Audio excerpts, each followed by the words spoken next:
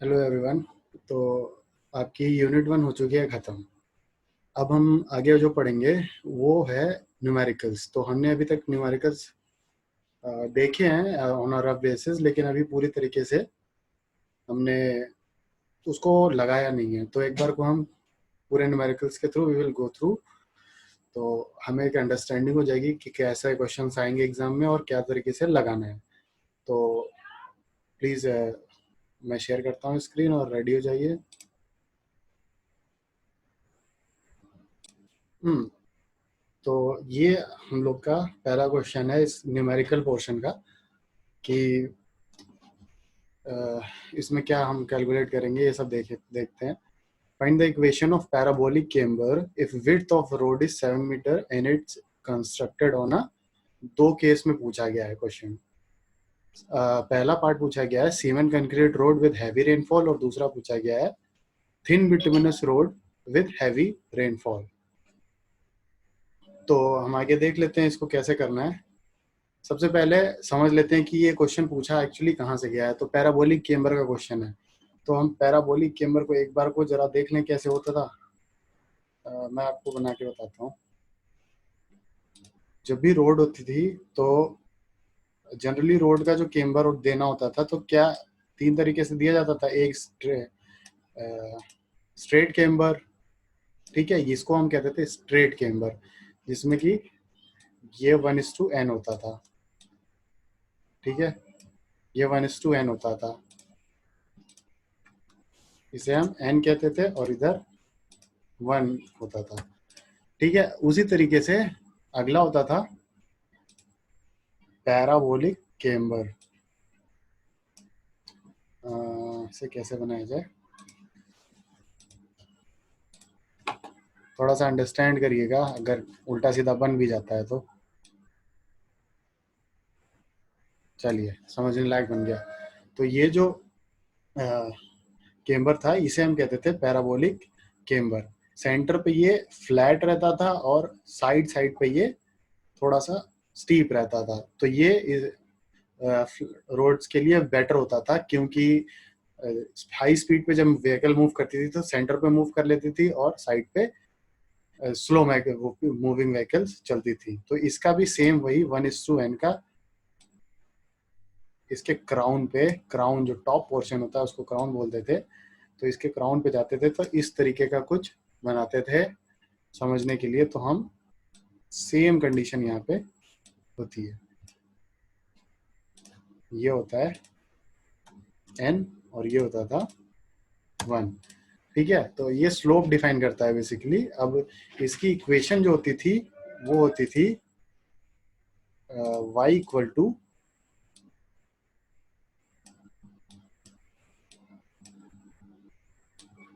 2x square upon n w। ये i कहाँ से है, अगर ये जानना है तो मैं ये दिखा देता हूँ। एक बार आप लोग सब लोग देख लो, ये देखिए,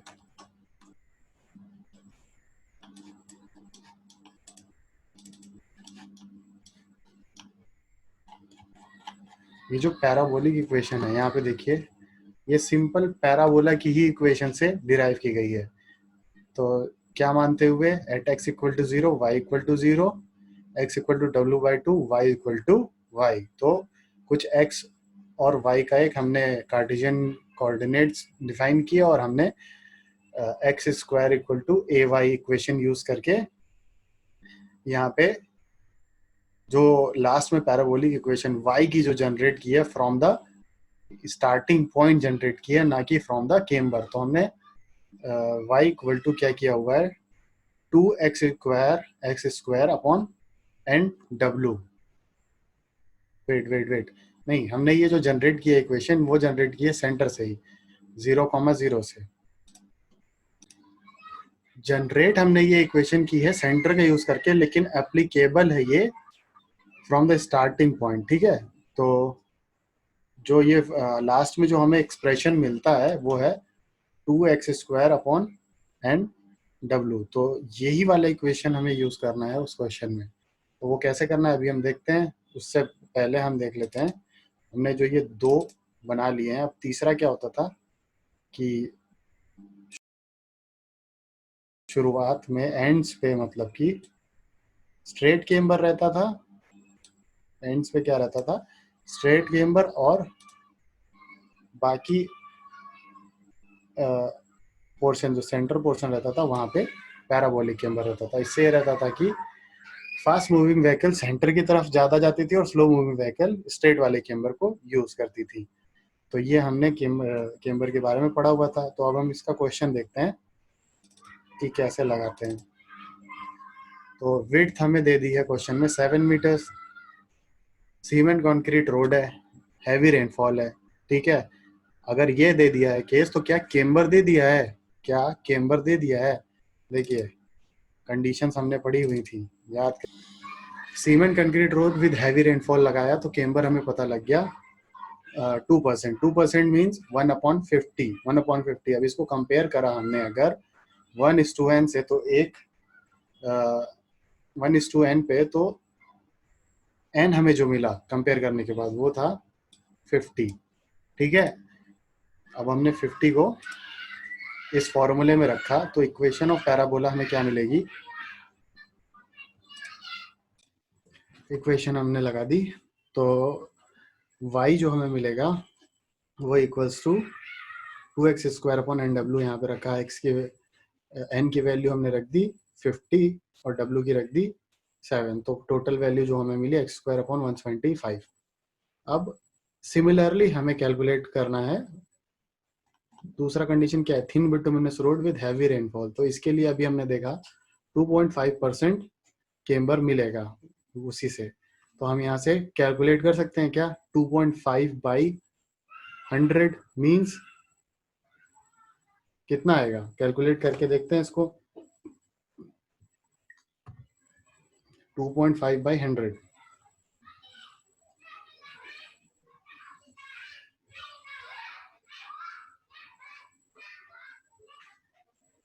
तो 1/40, 1/40 आपको मिल जाएगा यहाँ पे।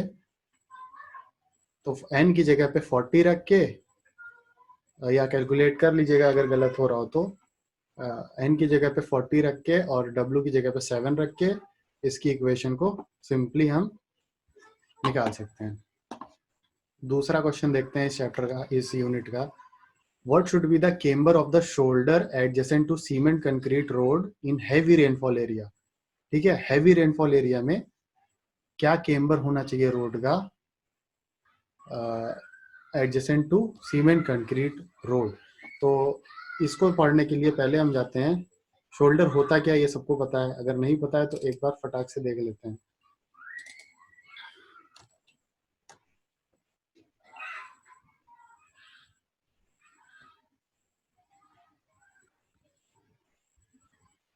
इस नोट्स में आई थिंक नहीं दिया है। चलिए तो मैं आपको कुछ पढ़ के ही बता देता हूँ फिर। इसको करने के लिए सिंपल सा तरीका है, कोई बहुत डिफिकल्ट चीज नहीं है, बस 2-3 चीजें हैं जो जाननी पड़ेंगी। जैसे कि minimum width of shoulder for 2 lane road is 2.5 metre one side, तो ये हम लोग ने बात की हुई है पहले। अब camber of shoulder is 0.5% steeper than camber of road subjected to minimum of 3%। तो ये हमें, ये चीज आईआरसी की गाइडलाइंस के हिसाब से हमें फॉलो करनी है, ठीक है। तो इस नोट्स में तो नहीं है, खैर चलिए मैंने बोल दिया है। तो मिनिमम जो केम्बर होना चाहिए वो कितना होना चाहिए, 3% होना चाहिए, और 0.5% स्टीपर होना चाहिए केम्बर ऑफ रोड से। तो हम इसको लगाते हैं। तो क्या camber of road 2% rainfall data के हिसाब से, अभी हमने देखिए ऊपर निकाला हुआ है, camber cement concrete road with heavy rainfall के लिए केम्बर 2% था। तो केम्बर जो है यहाँ पे हमने 2% ले लिया। अब केम्बर ऑफ शोल्डर होना कितना चाहिए अकॉर्डिंग टू फॉर्मूला या फिर अकॉर्डिंग टू आईआरसी, 0.5% स्टीपर होना चाहिए रोड के केम्बर से। तो 2 + 0.5, 2 + 0.5 क्या हमें देना पड़ेगा, लेकिन क्या वो मिनिमम से ज्यादा है, नहीं, 3 से ज्यादा नहीं है। तो आईआरसी की गाइडलाइन में ये लिखा है कि मिनिमम 3% होना चाहिए, और 3% से कम है तो हम मिनिमम कितना देंगे, 3% ग्रेडियंट तो देंगे ही देंगे, 3% का केम्बर जरूर देंगे शोल्डर को। ठीक है, तो ये एक क्वेश्चन है सिंपल, लेकिन मान लीजिए किसी और पे पूछ लिया गया, 3 बिटुमिनस पे रोड पे पूछ लिया गया कि कितना केम्बर आना चाहिए, तो वो 3 से ज्यादा आ जाएगा, डिपेंड करता है कि वो कितना है। उसी तरीके से अर्दन रोड्स पे कितना केम्बर आएगा, तो उसको एक बार को camber of roads at different terrains आपको याद करना पड़ेगा। ठीक है, आप अगला देख लेते हैं।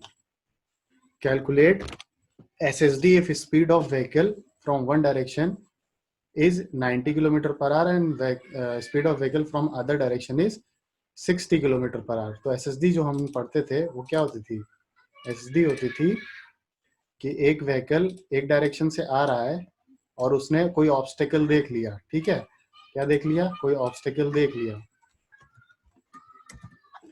जिसकी हाइट कितनी होनी चाहिए, 0.15 मीटर। ठीक है, तो अगर इस ऑब्स्टेकल को देख लिया तो जो डिस्टेंस होती है रुकने के लिए अवेलेबल, ये SSD के इक्वल होनी चाहिए, नहीं होगी तो क्या होगा, एक्सीडेंट हो जाएगा। तो ये जो व्हीकल है इसको रुकने के लिए टाइम चाहिए। बट अब जैसे केस देखते हैं कि दो व्हीकल्स आ रही हैं और लेन एक ही है। ठीक है, एक व्हीकल इस डायरेक्शन से आ रही है और दूसरी व्हीकल अलग डायरेक्शन से आ रही है, तो दोनों ने एक दूसरे को व्हीकल को नोटिस किया और व्हीकल ए को रुकने के लिए कुछ टाइम चाहिए होगा, कुछ डिस्टेंस चाहिए होगी, और व्हीकल बी को रुकने के लिए भी कुछ डिस्टेंस चाहिए होगी। तो इन दोनों की जो डिस्टेंस होगी, क्या वही SSD1 में कह दूं इसको, ठीक है, और इसको कह दूं SSD2। तो इन दोनों को रुकने के लिए दो डिस्टेंस चाहिए होगी, तो दोनों के बीच में जो डिस्टेंस आएगा वो SSD1 प्लस SSD2 का आएगा। ठीक है, तो ये कैसे होगा इसको देख लेते हैं। तो इसको कैलकुलेट करने के लिए सिंपल है, बस इसका कॉन्सेप्ट ये था कि अगर डिफरेंट डायरेक्शन से आ रहे हैं तो दोनों की SSDs ऐड हो जाएंगी, तो वही किया गया हुआ है इस क्वेश्चन में। तो SSD को SSD1 प्लस SSD2 किया गया है। अब SSD1 क्या है, 0.278 90 इंटू 2.5 क्या है ये, रिएक्शन टाइम है। अब SSD निकालने के लिए 90 किलोमीटर पर आवर एक व्हीकल की स्पीड दी है, 60 किलोमीटर पर आवर दूसरे व्हीकल की स्पीड दी है, तो दोनों की व्हीकल की स्पीड के हिसाब से हमने कैलकुलेट कर लिया। और अगर हमें एफ लॉन्गिट्यूडनल नहीं दिया है तो हम कंसीडर करेंगे उसको 0.35। ठीक है, एफ लॉन्गिट्यूडनल क्या होता है, friction around the longitudinal direction. ठीक है, अभी हम लेटरल की बात नहीं कर रहे हैं, लॉन्गिट्यूडनल मतलब कि फ्रंट में लॉन्गिट्यूडनल डायरेक्शन में चलने की जो फ्रिक्शन लग रही है उसको कहेंगे लॉन्गिट्यूडनल फ्रिक्शन। तो इन सब की वैल्यूज हमें पता है, हमने सिंपली एक सिंगल यूनिट में कन्वर्ट करने के लिए एक फॉर्मूला निकाल रखा है SSD का, उसमें वैल्यूज रखी और वो फॉर्मूला सिंपल है, दिखाई दे रहा है, वो इसी में वैल्यू रख के हमने SSD कैलकुलेट कर ली। तो टोटल आंसर जो मिला हमें 235.85 मीटर। दोनों के बीच में इतनी डिस्टेंस होनी चाहिए, जो SSD1 और SSD2 है, ये जो डिस्टेंस है ये 254 मीटर होनी चाहिए, तभी दोनों के बीच में एक्सीडेंट नहीं होगा, वरना एक्सीडेंट हो जाएगा। ठीक है, तो आगे चलते हैं, अगला क्वेश्चन देख लेते हैं। कैलकुलेट SSD, सिंपल वही क्वेश्चन पूछ दिया दोबारा से, लेकिन यहाँ पे देखिए क्या है, एक चीज लिखी हुई है, travelling at a gradient of 5%। ठीक है, यहाँ पे क्या ग्रेडियंट आ गया, पहले जो व्हीकल पहला क्वेश्चन था उसमें हमने था कुछ हमने नहीं किया, ग्रेडियंट की बात ही नहीं की, तो वो कहाँ मूव कर रहे थे, एक फ्लैट सरफेस या फ्लैट रोड पे मूव कर रहे थे। लेकिन अब जो व्हीकल मूव कर रहा है वो कहाँ मूव कर रहा है, एक ग्रेडियंट पे मूव कर रहा है। ठीक है, इस ग्रेडियंट का जो वैल्यू है वो कितना है, 5% है। ठीक है, मीन्स 100 मीटर चलने पे 5 मीटर का राइज आएगा, सिंपल समझने का तरीका है। तो 5% ग्रेडियंट है, ठीक है, यहाँ पे लिख देता हूं मैं 5%।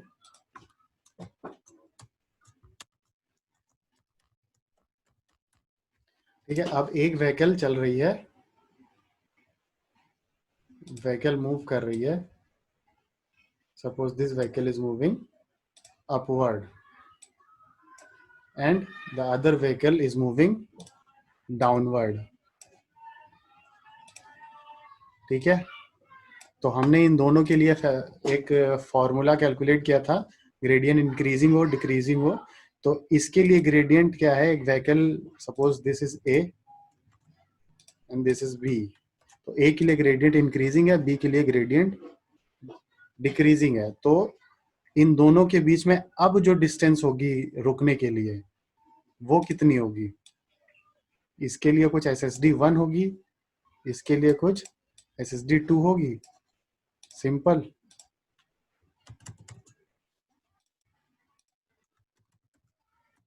ठीक है, अब इन दोनों का जो समेशन होगा वो क्या होगा, स्टॉपिंग साइड डिस्टेंस। ठीक है, तो वो कैसे कैलकुलेट होगी, देखते हैं। देखिए एस एस डी 1 और एस एस डी 2, V1 दिया हुआ है 65 किलोमीटर पर आवर, V2 दिया हुआ है 80 किलोमीटर पर आवर, और V1 क्या है, मूविंग अपवर्ड है, V2 है मूविंग डाउनवर्ड। तो ग्रेडियंट जब दे दिया गया तो एस एस डी 1 अगर हम पता कर लें तो सिंपल है, फॉर्मूले में हमने रखना S S D 0.278 multiplied by speed multiplied by reaction time, फिर फॉर्मूला जो कैलकुलेट किया हुआ है 65 square V square upon 254 F plus minus gradient. तो यहाँ पे अगर व्हीकल अपवर्ड मूव कर रहा है तो क्या यहाँ पे प्लस हो जाता था, अगर व्हीकल डाउनवर्ड मूव कर रहा है तो माइनस हो जाता था। तो इस चीज को जरा ध्यान देना होगा। ठीक है, यहाँ पे देखिए माइनस का साइन यूज किया होगा। तो एस एस डी 1 हम यहाँ से कैलकुलेट करेंगे तो उसकी कुछ वैल्यू आएगी। चलिए इसको कैलकुलेट करके देख ही लेते हैं। 0.35 प्लस 0.05 इंटू 254।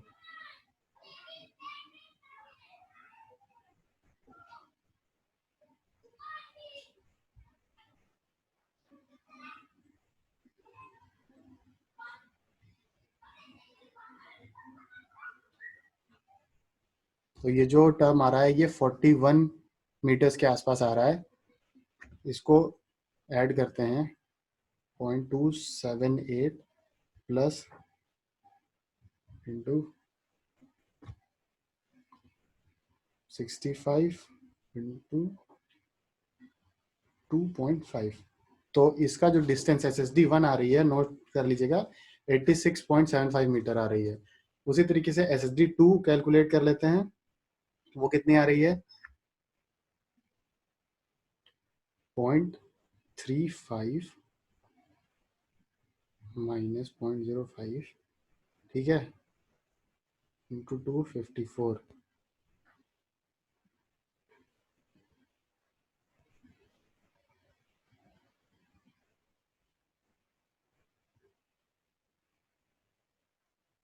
एट्टी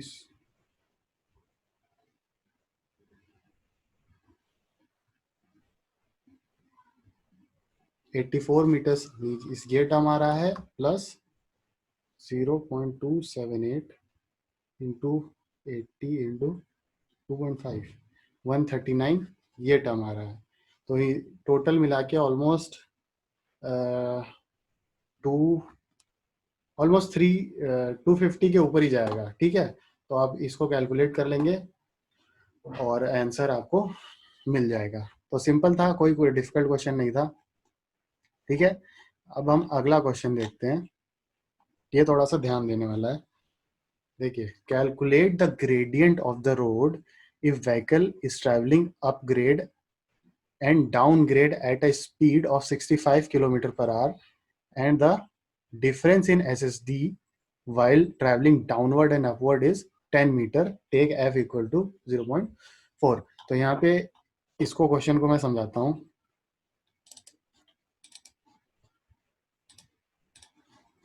देखिए एक ही व्हीकल है यहाँ पे, ठीक है, एक ही व्हीकल है, एक ही व्हीकल है, ठीक है। पहले वो क्या कर रही थी, अपवर्ड जा रही है, ठीक है।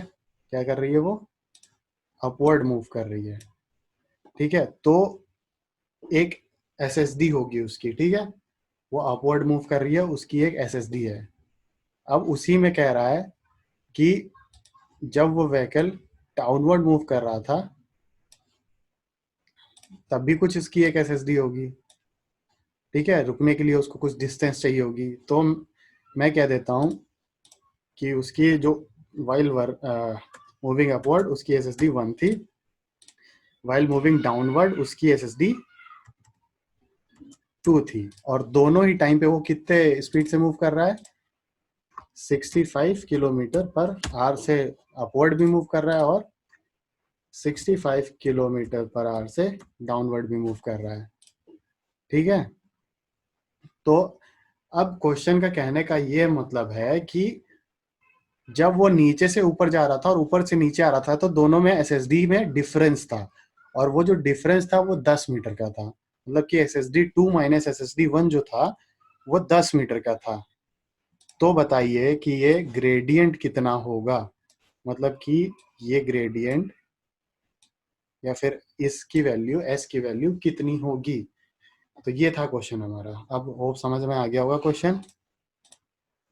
तो क्वेश्चन पे चलते हैं।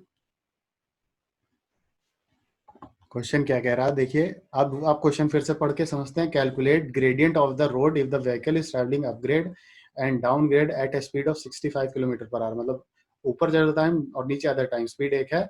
The difference in SSDs while travelling downward and upward is 10 metre. अब तो क्वेश्चन क्लियर हो गया होगा, ठीक है। तो अब यहाँ पे हमने क्या किया देखिए, S1 side distance while travelling upward, तो वो निकाल ली। तो 0.278 65, ये तो पता ही है कैसे करना है। यहाँ पे प्लस साइन का यूज किया हुआ है, प्लस एस मान लिया हमने, सपोज ग्रेडियंट है, एस परसेंट वहां का ग्रेडियंट है, सपोज एस के टर्म्स में हम बात कर रहे हैं। तो अब उसी तरीके से S2 क्या किया हमने, side distance while travelling downward. तो डाउनवर्ड जब मूवमेंट कर रहे थे तो ट्रेवलिंग, तो हमारा एक वो एसएसडी आएगी, वो एसएसडी हो गई क्या, जीरो। यहाँ पे एक चीज ध्यान देने का है, यहाँ पे प्लस यूज किया तो यहाँ पे देखिए माइनस का यूज किया हुआ है, क्योंकि ये ट्रैवलिंग डाउनवर्ड है। तो S2 माइनस S1 हमें दिया हुआ है क्वेश्चन में 10 मीटर्स। 10 मीटर्स दिया है तो हमने सिंपल क्या किया, S2 minus S1, this value minus this value. तो ये टर्म कैंसिल हो जाएगा, बचेंगे 65/254 वाले टर्म। तो एक में प्लस एस परसेंट है, एक में माइनस एस परसेंट है। तो हमने इसको इक्वल किया 10 के, तो एलसीएम लिया, इक्विवेलेंट कैलकुलेट किया, तो एक पैराबोलिक इक्वेशन बनी। पैराबोलिक इक्वेशन में जो कैलकुलेट करके लास्ट में हमें जो टर्म मिले हैं वो है s इक्वल टू 0.0437। तो इसको 100 से मल्टीप्लाई कर दिया तो हमें ग्रेडियंट मिल गया एक तरीके से कि 100 मीटर चलने पे या 100 यूनिट चलने पे राइज कितना होगा। तो ऑलमोस्ट 4.737% का राइज होगा। अब हम देख लेते हैं OSD के कुछ न्यूमेरिकल्स। हमारे SSD का यहाँ पे पार्ट खत्म हो गया, तो इसको थोड़ा सा ध्यान दीजिएगा, इंपॉर्टेंट है, एग्जाम्स में भी आ सकता है, तो इसलिए थोड़ा सा ये सीरियस होकर देख लीजिएगा। अब हमारा जो अगला है वो है OSD।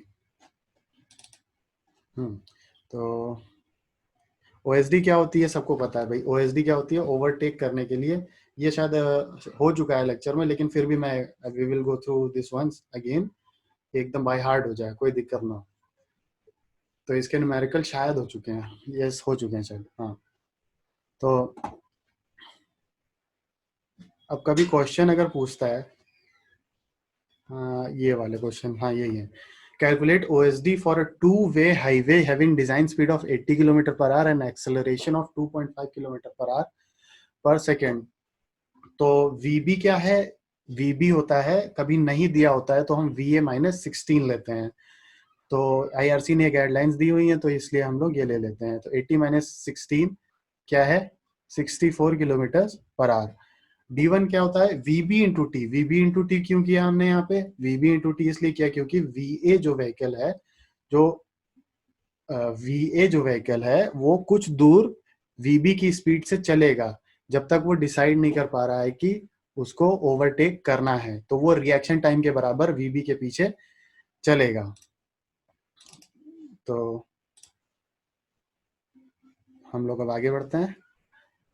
तो वीबी के पीछे अपने रिएक्शन टाइम से चला तो 35.5 मीटर्स के आसपास उसकी डिस्टेंस आई। D2 क्या है? B+2s। B+2s ये हमने थ्योरी के टाइम पे पढ़ा हुआ है। B क्या है, 2s क्या है, तो S हमने यहाँ से कैलकुलेट किया 0.2 VB plus length of vehicle यानी कि 6, तो 0.2 इंटू 64 प्लस 6, 18.8 मीटर हमारा स्पेस हेडवे या मिनिमम स्पेस हेडवे आ गया। अब इसको हम कैलकुलेट करेंगे T equal to √4s upon a. ठीक है, तो 4s अपॉन ए यानी s क्या है, देखिएगा s यहाँ पे ये डिस्टेंस है जिसमें वो एक्सेलरेट करा है और दोबारा एक बार एक्सेलरेट किया है, प्लस वो एक्सेलरेट करके ए के आगे, बी के आगे गया है। तो ये s कैसे निकला ये हमने देख लिया है, हमें बस इसको फॉर्मूले में अप्लाई करना है। t क्या है निकाल लिया, 4s पता कर लिया, और a क्या है हमें किलोमीटर पर आवर पर सेकंड दिया है, तो इसे हम एक सिंगल यूनिट में ले आएंगे मीटर पर सेकंड स्क्वायर में। ठीक है, तो t हमें 10.3 सेकंड्स मिला। अब उसी 10.3 सेकंड्स में vb जो है कितना चला होगा, vb कितना चला होगा, तो वो अपनी स्पीड से 10.3 सेकंड में कितना चला, तो वो 183 मीटर चला। vb इंटू टी यानी 64 इंटू 10.3 अपॉन 3600, तो 183 मीटर चला। अब D2 जो होता है वो B+2s होता है, तो B क्या है 183 और 2s यानी मिनिमम स्पेस हेडवे हम कैलकुलेट कर चुके हैं, तो D2 में पता लग गया 219.8। तो D3 वैसे ही हम कैलकुलेट करेंगे V into T, VA into T या VC इंटू टी इसको कह सकते हैं। अगर VC नहीं दिया हुआ है तो हम VC को ही VA मान लेते हैं। तो यहाँ पे डिजाइन स्पीड A के लिए या फिर उसके लिए कह सकते हैं, तो VA की स्पीड 80 किलोमीटर पर आवर है, तो VC की भी स्पीड 80 किलोमीटर पर आवर होगी। तो उसको मीटर पर सेकंड में कैलकुलेट किया हुआ है, उसको 10.3 से मल्टीप्लाई किया हुआ है। तो ये सॉल्यूशन करने के बाद तीनों का जो सम आएगा एक बार उसको कैलकुलेट कर लेते हैं। 35.5 प्लस 183 प्लस 22.2 इंटू 10.3, 447 मीटर्स जो होगा वो आपका OSD आएगा। अब OSD मिनिमम आपने OSD कैलकुलेट कर ली कि इतने में वो व्हीकल ओवरटेक कर सकता है। अब यहीं पे मैं पूछ लूं कि अच्छा भाई ये बताइए कि ओवरटेकिंग जोन्स आप कितना दे सकते हो, मिनिमम और मैक्सिमम, तो उसको देने के लिए जरा इधर देखिएगा। मिनिमम ओवरटेकिंग जोन कितना होता था 3 OSD और मैक्सिमम ओवरटेकिंग जोन 5 OSD। तो इसको जोन्स को प्रोवाइड करना ऑन रोड सरफेस या फिर रोड पे, ये इसका 3 टाइम्स प्रोवाइड किए जाएंगे। तो इसको अगर 3 से मल्टीप्लाई करें तो ऑलमोस्ट 1341 मीटर्स आ रहा है, मतलब कि ऑलमोस्ट इक्वल टू 1.5 किलोमीटर के आसपास आपको मिनिमम OSD देना पड़ेगा, और मैक्सिमम OSD आपको 2235 मीटर्स, मतलब कि ऑलमोस्ट 2.2 किलोमीटर का मैक्सिमम OSD देना पड़ेगा, तब जाके जो व्हीकल्स हैं जो ओवरटेक करना चाह रही हैं दूसरी व्हीकल्स को वो ओवरटेक कर पाएंगी। ठीक है, तो ये क्वेश्चन अगर क्लियर हो गया तो अगला वाला भी खत्म करते हैं फटाक से। On two-way traffic road, speed of overtaking and overtaken vehicles are 60 and 40 kilometers per hour. Acceleration is 0.92 metre पर सेकेंड स्क्वायर. Calculate OSD। तो यहाँ पे देखिए क्या क्या दिया हुआ है। स्पीड ऑफ ओवरटेकिंग यानी कि जो फास्ट मूविंग व्हीकल है या फिर कह सकते हो ए व्हीकल जो है उसकी स्पीड है 65 किलोमीटर पर आवर, और ओवरटेकन व्हीकल जो स्लो मूविंग व्हीकल है उसकी स्पीड है 40 किलोमीटर पर आवर। तो अब एक्सेलरेशन यहाँ पे डायरेक्टली कन्वर्ट करके दे दिया है मीटर पर सेकंड स्क्वायर में, तो यहाँ पे मेहनत नहीं करनी उतनी। D1 क्या है VB इंटू टी, क्लियर है हमें? VB क्यों? क्योंकि वो कुछ दूर ए वाला बी के पीछे चलेगा।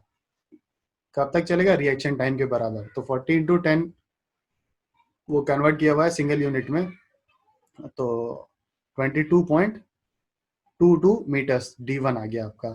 ठीक है, D2 क्या है? B प्लस 2S, S क्या है? 0.7 VB plus length of vehicle यानी 6। ठीक है, लेंथ ऑफ व्हीकल नहीं दिया तो 6 एज्यूम कर लेनी है। ठीक है, इसके लिए कोई दिक्कत की बात नहीं। फिर उसके बाद 0.7 40 इंटू 10 के पावर 3/3600 इंटू 6, ये आपने एक कन्वर्ट करके एक मीटर्स में ले आए। ठीक है, सिंपल सा है। फिर 13.77 मीटर एस है। यहाँ से आप टी की वैल्यू निकाल रहे हो तो T equal to √4s upon a. ठीक है भाई साहब, मान लिया। तो √4 इंटू 13.77 अपॉन 0.92, इसको कैलकुलेट किया तो 7.73, और उसके बाद VB इंटू टी, यहाँ पे वही है सेम चीज जो किया हुआ है मैंने पिछले वाले क्वेश्चन में। B की वैल्यू आ गई तो D2 जो आ गया 85.2, 85.8 plus 2 times minimum space headway यानी 113.42। D3 क्या है? V, जो कि ए की स्पीड है, डिजाइन स्पीड है, जो भी कह सकते हो। ठीक है, अब जैसे यहाँ पे बी की स्पीड दे दी है तो हमने 16 माइनस नहीं किया है, सिंपल है। उसी तरीके से अब यहाँ पे वी ए की जो स्पीड है 65, वो वी सी में यूज हो रही है, थोड़ा ध्यान दीजिएगा। तो ये चीजों को ध्यान रखिएगा। और कितने टाइम के लिए? जो हमने टी कैलकुलेट किया हुआ है √4s अपॉन ए से। ठीक है, तो D3 कैलकुलेट हो गया 65 इंटू 10⁻³ इंटू 7.73। ओके, तो D3 यहाँ पे कैलकुलेट होके आ रहा है आपका 139। अब इन तीनों को कैलकुलेट किया, D1 plus D2 plus D3, ये हो गया 275.2 मीटर। तो अब यहाँ पे अगर मैं पूछूं मिनिमम OSD कितना होगा, तो इसको मल्टीप्लाई करके आप किससे करेंगे? 3 से। तो 3 से करेंगे तो ऑलमोस्ट 800 के आसपास मीटर के आसपास आ जाएगा। ऑलमोस्ट 800 मीटर्स का आपको ओवरटेकिंग जोन मिनिमम देना ही देना पड़ेगा, और मैक्सिमम कितना देना पड़ेगा? ऑलमोस्ट 1.4 किलोमीटर, 1.3 टू 1.4 किलोमीटर का आपको ओवरटेकिंग जोन देना पड़ेगा। ठीक है, तो होप ये थे आपके यूनिट 1 के न्यूमेरिकल्स। ठीक है, अब जो यूनिट 2 के न्यूमेरिकल्स हैं, वो अब पहले तो इनके IRC स्पेसिफिकेशंस पढ़ेंगे, उसके बाद यूनिट 2 के भी या तो न्यूमेरिकल इस तरीके से कर लेंगे, नहीं तो मैं एक टॉपिक पढ़ाऊंगा और उस टॉपिक के बाद ही उसका न्यूमेरिकल समझा दूंगा। ठीक है, तो हाँ, एक चीज और जरा देख लीजिए कि ये जो ओवरटेकिंग जोन होता है, ये जो ओवरटेकिंग जोन होता है, ये प्रोवाइड कैसे किया जाता है। ठीक है, तो सपोज ये रोड है, ये रोड आ रही है। ठीक है, और यहाँ पे एक अलग रोड है, अलग नहीं वही रोड है, बस एक्सटेंड वो उसका पार्ट है। अब यहाँ पे बीच में हमें ओवरटेकिंग जोन देना है, तो हम वो कैसे प्रोवाइड करते हैं जरा वो देख लेते हैं। तो करते क्या है कि ये जो रोड है, फिर इसको एक जोन प्रोवाइड किया जाता है जिसको कि कह सकते हैं हम ओवरटेकिंग जोन। ठीक है, अब ये प्रोवाइड करने के लिए क्या होता है कि